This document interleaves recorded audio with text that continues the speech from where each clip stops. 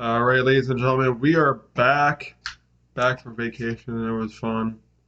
Um, but it's kind of great to be back in New York State.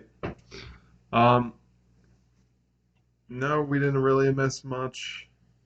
We, are gonna give you exactly everything that well, not everything that we missed, but this past week that we missed. Although Impact talk this week is only Rebellion, unfortunately. Didn't really get a chance to catch up on the fallout from Rebellion, but regardless, I'm still here to talk about mainly the fallout and like just what to expect for the next episode of Impact, like the next week of tapings, and even just what's going to happen for this Saturday, May 7th, with Under Siege on Impact Plus. So let's get into the countdown to Rebellion.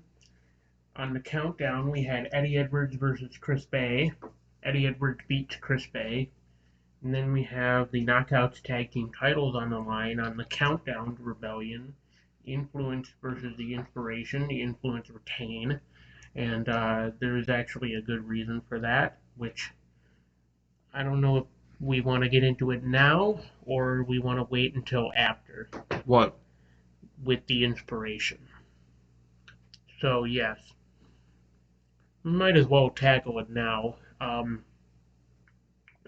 If you didn't catch the um, announcement on Twitter, the inspiration has decided to ultimately retire from pro wrestling to pursue other ideas and other projects, ultimately like acting and that kind of thing.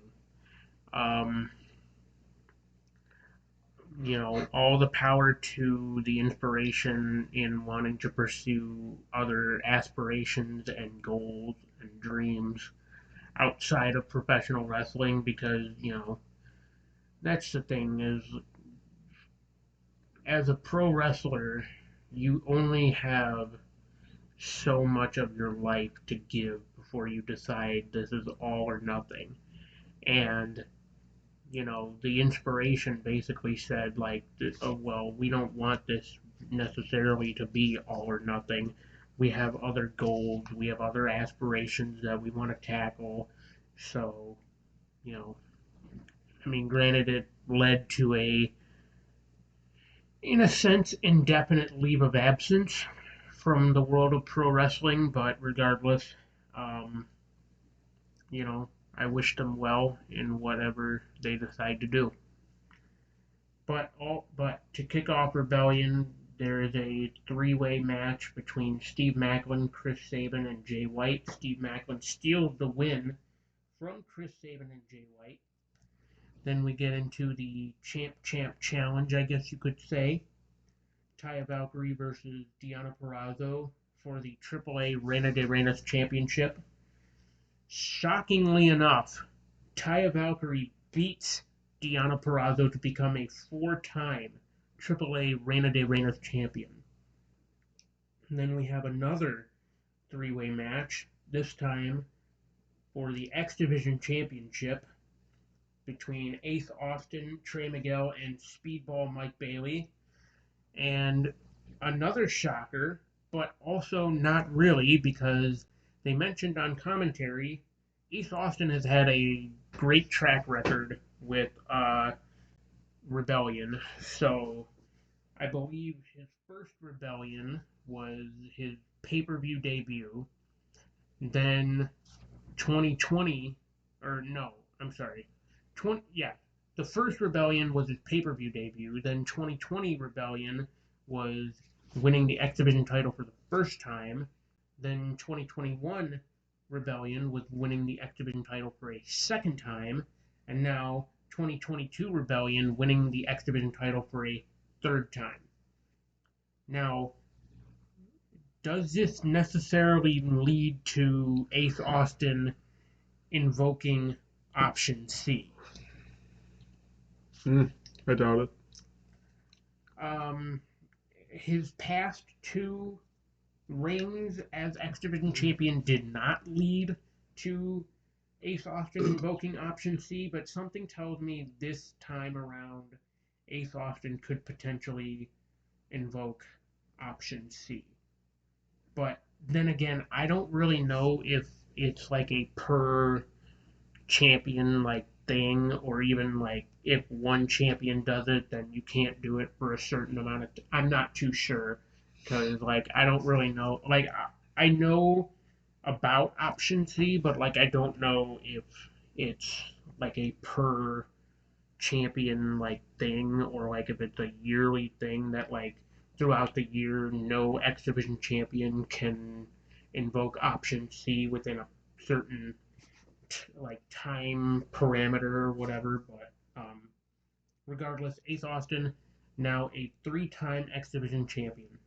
Then we get into what I believe was one of few highly anticipated matches for Rebellion. Jonah versus the Stone Pitbull, Tomohiro Ishii. And the match did not disappoint at all. Those two men just gave it everything they had. But ultimately, in the end, Tomohiro Ishii beat Jonah, representing New Japan Pro Wrestling proudly. At Impact Rebellion, Tomohiro Ishii, the Stone Pitbull, proving that he is the hoss of all hosses in New Japan. Then we have eight team elimination. Violent by Design retained. I'm not even going to go through all the teams that were in it because it's a bit of a handful, and even then, Rebellion happened like a week or two ago, and I do not remember much of what happened with that. All I have is what's written in my notes, and regardless, Violent by Design retained. Then we have Knockouts World Title action, Tasha Steelz versus Rosemary. Tasha Steelz retained against Rosemary. So, there wasn't a lot of title changes on Rebellion. So, but the main event, the other highly anticipated match for Rebellion. Finally, Josh Alexander was in the spot that he deserved to be in. Once again, he fought and clawed, climbed his way back, essentially, to the company. Because his contract had expired at the start of the year, and then he was sent home. So he had to re-sign that contract. It is now multi-year. He had to re-sign with Impact, and he had to scratch and claw his way to get an opportunity once again. But regardless, he's in that spot against Moose where he deserved to be. One-on-one, might I add. No distractions, no unnecessary outside shenanigans. This is it. Josh Alexander versus Moose for the Impact World Championship. His wife, his son, there at ringside. Nothing could possibly go wrong. And that's exactly what happened. Ladies and gentlemen, we have a new Impact World Champion. Josh Alexander has beat Moose to reclaim the Impact World title, and nothing can keep him away from that title now. Crazy. He celebrated proudly the way that it should have happened at Bound for Glory with his wife and son. Nothing could take it away. All right, well, we go on to AEW Dynamite and Rampage talks. Starting off the night with Dynamite was a very interesting feel. Yeah, Dex and Cash were there, but this time not as a tag team. This time facing off against each other since singles uh, action. I can almost tell you right now, without hesitation, by far, 5-star classic. By far. Yeah, That was those. a true mat wrestling clinic. And that's the thing too, is like not a lot of like mat wrestling these days goes unsaid, or really like just doesn't go around that often. And it's like, that's a lost art in pro wrestling these days, in my opinion. Mat wrestling, technical wrestling. Like, yes, okay, there's a few good technical wrestlers out there still, but it's few and far between at this point. Like, you know, you want to talk about one that really stands out, Jonathan Gresham, pure technical wrestling wizard at this point. But you know, again, technical wrestling is a bit of a lost art these days. So Yeah, I would definitely happen to agree. But Dax Harwood does beat Cash Wheeler to qualify for the Owen Hart tournament. Um, Dan, also, not to cut you off, but the amount of tributes to Brett and Owen in that match between Dax Harwood and Cash Wheeler was just incredible. Absolutely incredible. then it becomes official. CM Punk will go up against Hangman Adam Page for the world title.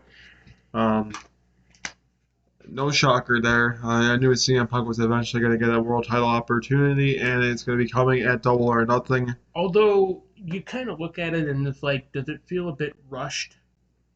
No, not really, because he's been there in the,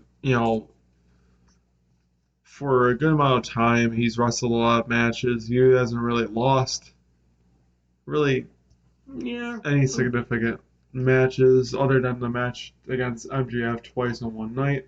But um, if you look, he also says he would always bet on himself and will know he has what it takes until the wheels fall off, which means that CM Punk is going to give us his all until he can't do it anymore. So I'm really hoping Which, that he can be able to be the new world champion, but something tells me that it's going to be Adam Hangman Page that retains at Double or Nothing. But well, who if knows? that's the case, if they do decide to have Hangman retain, at this point, who do you have left potentially that could dethrone Hangman? I mean, they could find somebody. I mean, that's really not the problem. It's just more so like, you know, the the title chase.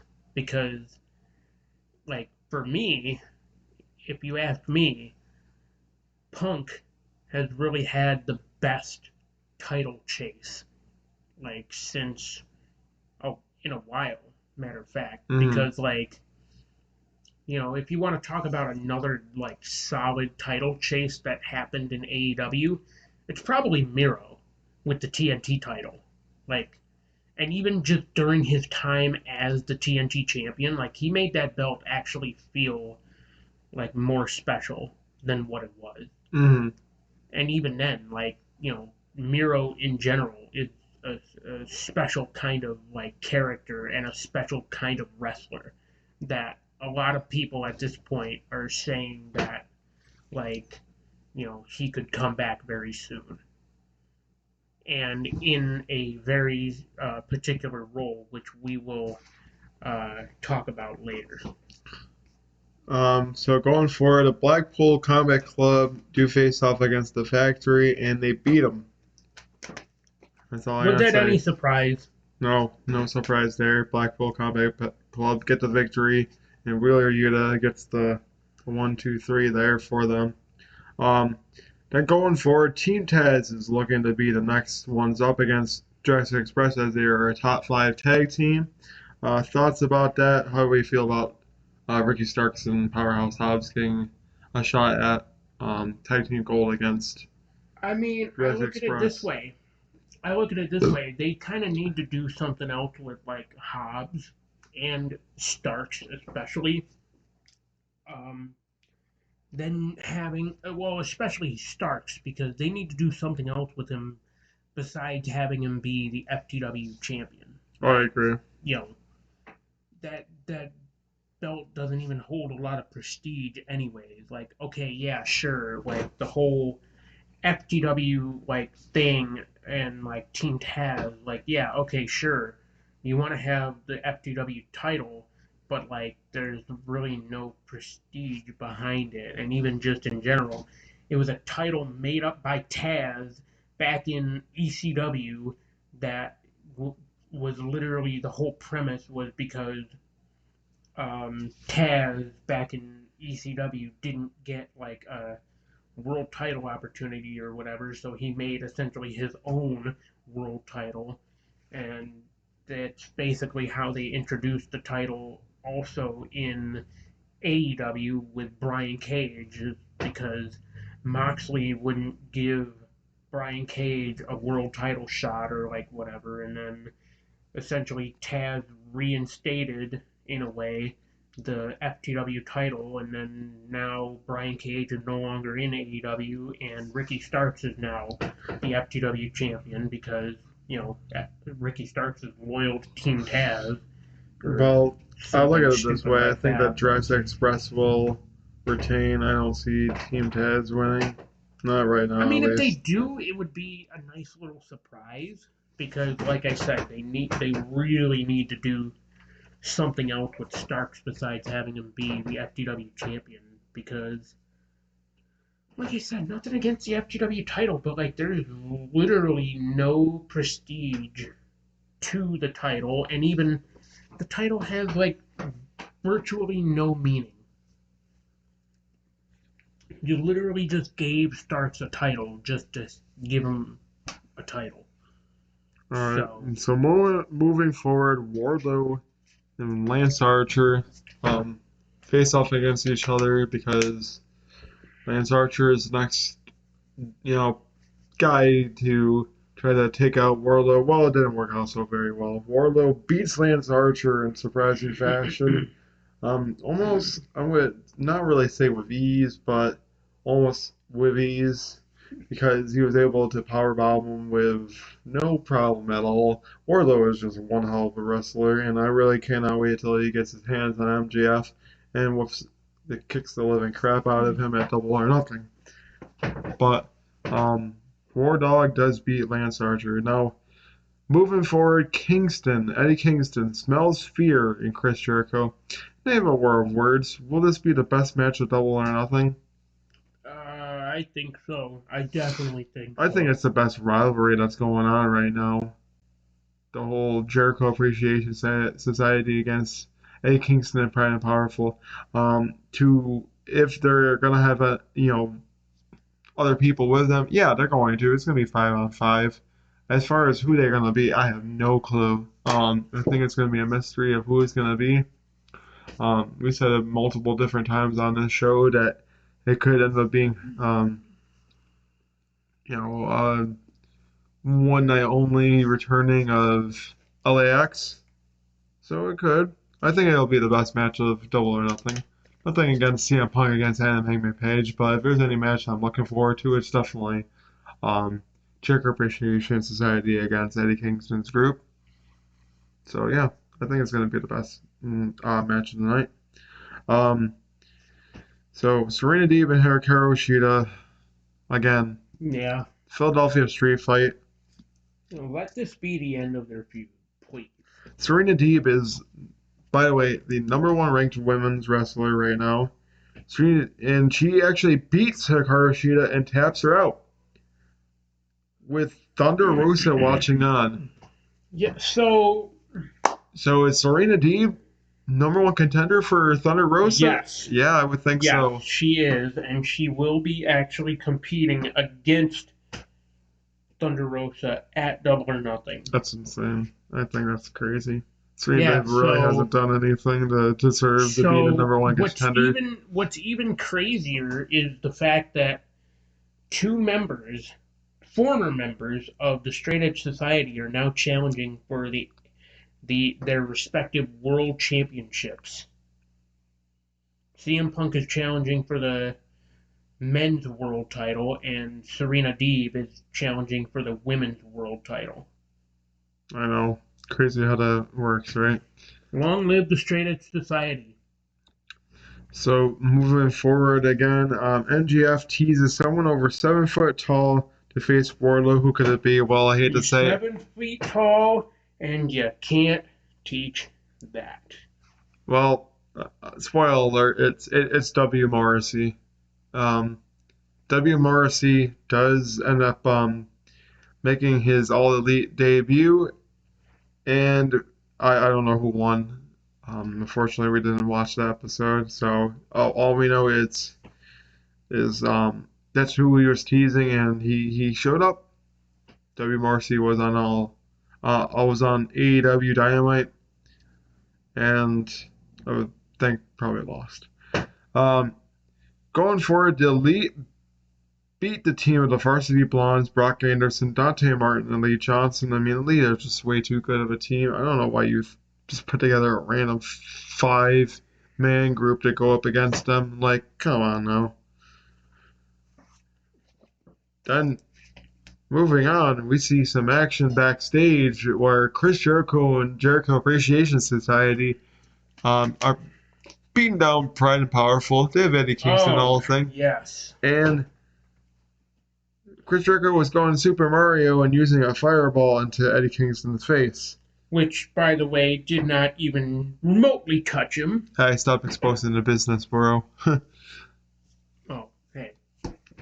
I'm just pointing out the obvious. You could even see it in the replay that they showed on, like, Rampage. Right. So, yeah, that's what happens. Chris Jericho uses the fireball into Eddie But, Kingston's but, face. okay, to not expose the business, yeah, he's definitely blinded. um, Moving forward, Scorpio Sky and Sammy Guevara yet again facing off for the TNT Championship in a ladder match. To really no surprise, Scorpio Sky beats Sammy Guevara to regain the TNT Championship, and he. What did he say? He said if he was to win the title again, he would promise his former tag team partner a chance to go after him for the title. Well, Frankie Kazarian will be the first in line to face him. I have no idea when it's going to happen. It's probably going to happen at Double or Nothing. Frankie Kazarian versus Scorpio Sky for the TNT Championship, which would be nice to see. Um, Nothing against Scorpio being the TNT champion again, but at least the way I look at it, give Frankie Kazarian the strap. Give him an opportunity to be a champion in AEW besides like him being the inaugural or not the inaugural, I'm sorry. He wasn't the inaugural. Or was he? who? Frankie as the tag team champion. Well, Was he yeah, the inaugural? him and Him and Scorpio Sky Scorpio were were the the inaugural. inaugural Okay. AEW Yeah. World Tag Team So Champs. that's what I mean. Like give Frankie a title in AEW like it's been a long time at this point for like don't get me wrong. Yes, it's but Scorpio's already had his moment. Let Frankie shine. You know what I mean? There's a reason that back then they called him the future. So, like, let Frankie Kazarian have a run with the TNT title. That's all I'm saying. Nothing against Scorpio being a two-time TNT champion, but like seriously, you just need to give more like opportunities to people that otherwise deserve to be like a TNT champion. because at this point, you've essentially hot potatoed the TNT title, and at this point, the belt is starting to lose its prestige with having the belt, first of all, be hot potatoed, and second of all, having like more than one reign for like three people at Right. this point. You've made Cody Rhodes a three-time TNT champion. You've made Sammy Guevara a three-time TNT champion, and now Scorpio Sky is a two-time TNT champion. Like, why are you giving these people multiple reigns? Not that they don't deserve it, but at the same time, with the exception of maybe Cody and Sammy, they didn't deserve it. They didn't deserve to hold the title like that many times. So Scorpio, like, just let Scorpio be the last person to hold it like more than once, please, I mean, because you gotta do something else with the TNT Championship besides like just having it be this thing that like, oh yeah, everybody's gonna hold it, like, so yeah. right.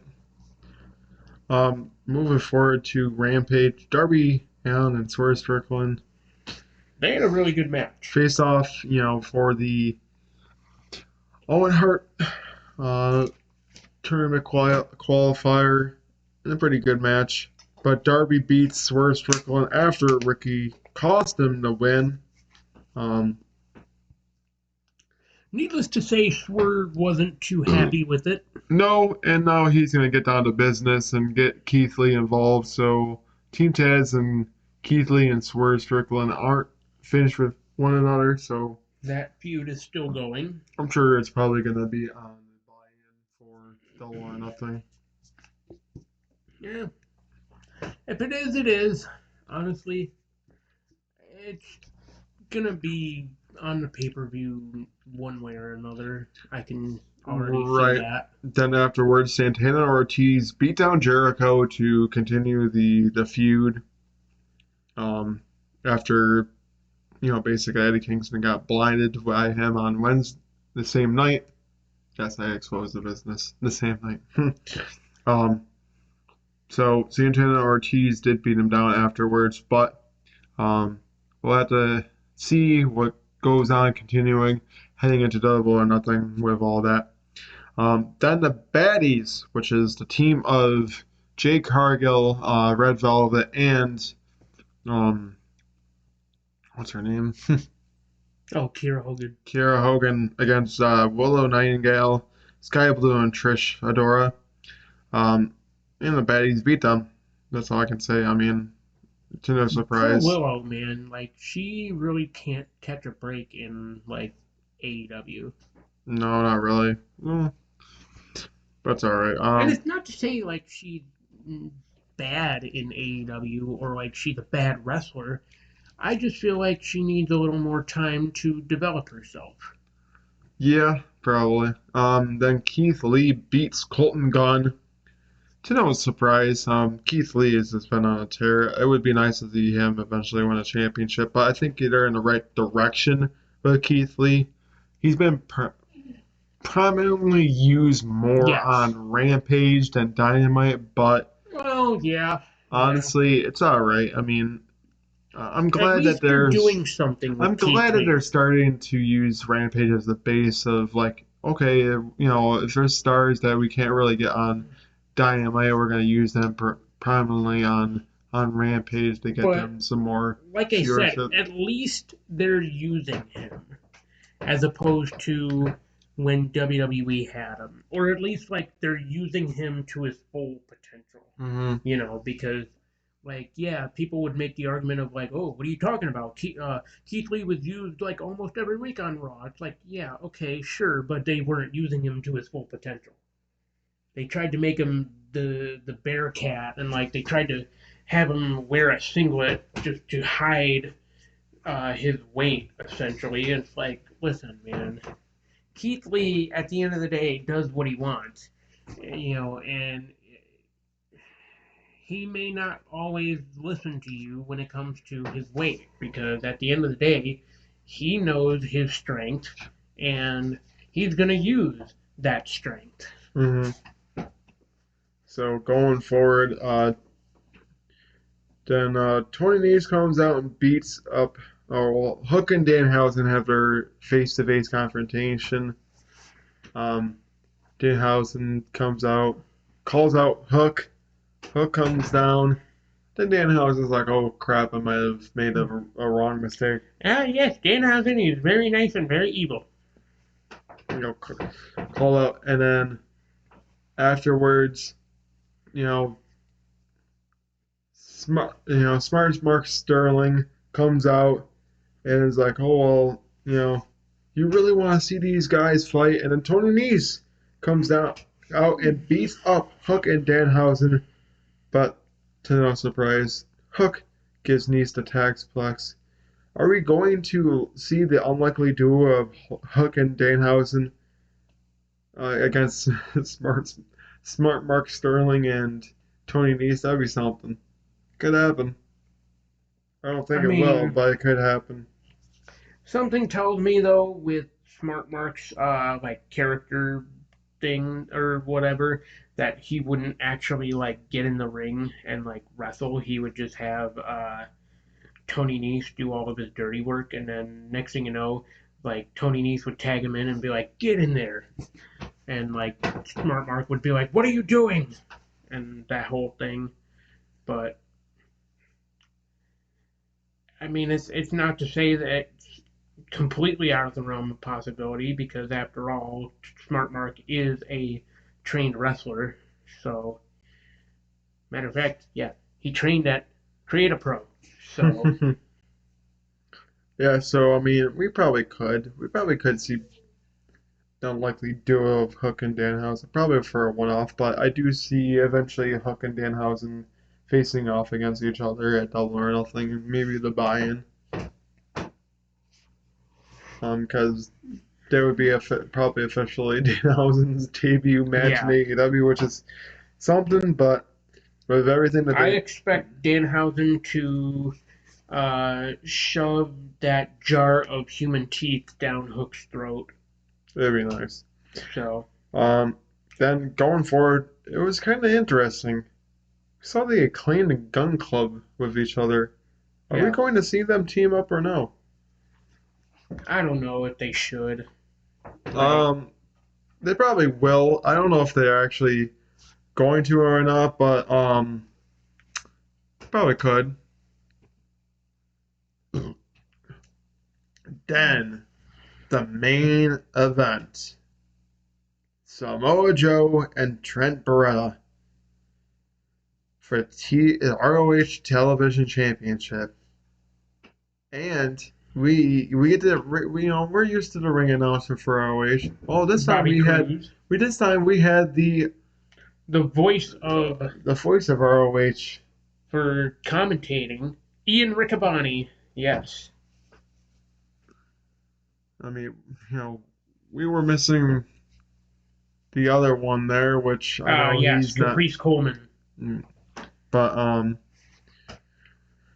to really no big surprise, they really are pushing Samoa Joe as a champion, which is nice to see. In ROH, it's finally nice to see him. I mean, you know, yeah, I get it, former three-time NXT champion, but it's great to see him actually doing something great in AEW so far, even though he's more involved with the whole ROH thing than AEW wise.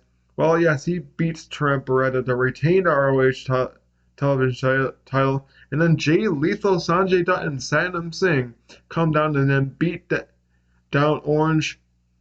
Orange tries to do the whole thing with Satnam, where Satnam then what was it, like throws him up in the air or something like that, or like big boots him Something or like something like that, that. yeah. And then Samoa Joe get pulled back. Will we see Lethal and Joe face off for the title of Double or Nothing? I think so. I mean, that's kind of what they're heading towards. Or what we could see is I don't know, maybe Trent Beretta, Samoa Joe, and Orange Cassidy versus uh Jay Lethal, Satnam Singh, and um, Sanjay Dutt, maybe? I mean, we could. We could see something like that. Six-man tag action or something like that. Maybe we could Possible, also see yeah. just Jay Lethal versus Samoa Joe for the ROH television title. Who knows? I mean, after all, Jay Lethal is the longest reigning TV television champion in Ring of Honor history. So, matter of fact, yeah, that whole like Ring of Honor television like title reign led to him eventually becoming the Ring of Honor World Champion. So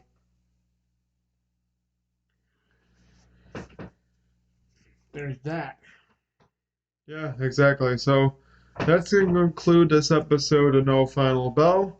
Please make sure to follow us down below on social media at Tinkle Sports. Um, Make sure to follow our channel at Tinkle Sports and Entertainment for, turn four, No Final Bell, and Sunday Morning Tinkle. Of course, turn four is always every Tuesday at 5 p.m. No Final Bell usually every Wednesday at 5, unless other things happen. And then Sunday Morning Tinkle is every Sunday at 9 a.m. As always, this is Jason and Marty, and we will see you in the next episode.